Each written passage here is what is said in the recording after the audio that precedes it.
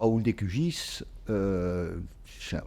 j'ai été président fondateur en 2000 d'une association qui s'est appelée les Chemins du patrimoine, dont l'objectif, au départ, c'était de faire de la randonnée, mais ça a tourné court rapidement.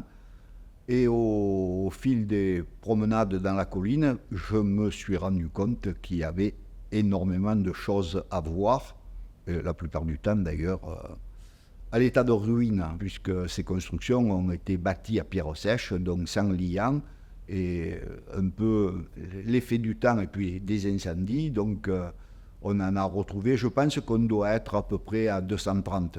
Un personnage très important qui nous a quittés, ça fait déjà quand même quelques temps, le docteur Porte.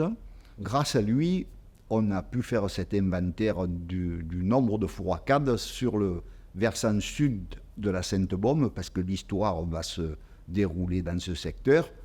Alors cet inventaire a fait l'objet d'un premier livre, et il a pu le réaliser en fait grâce à ces anciens. Alors ces anciens, souvent, ont été les derniers bergers, des chasseurs, les derniers paysans, les derniers charbonniers. Et je pense qu'il avait repéré, grâce à tous ces gens-là, à peu près 200 fours à cadre.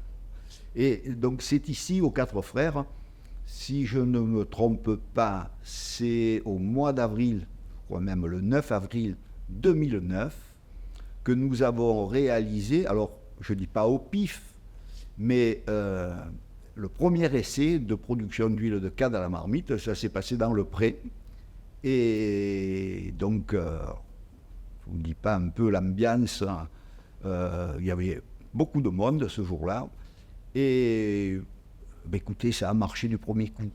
On a brûlé 6 ou 7 kilos de bois. Et ça a été pour nous un succès.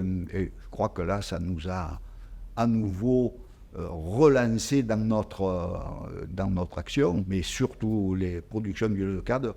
On a dû en faire au moins 70 sur le site des Quatre Frères, où nous sommes allés rencontrer des bergers, un en particulier, et à qui on a appris la production à la marmite, puisque c'est la zone d'altitude limite où on retrouve le cadre, 800, 900, même 1000 mètres, là, c'est le cas.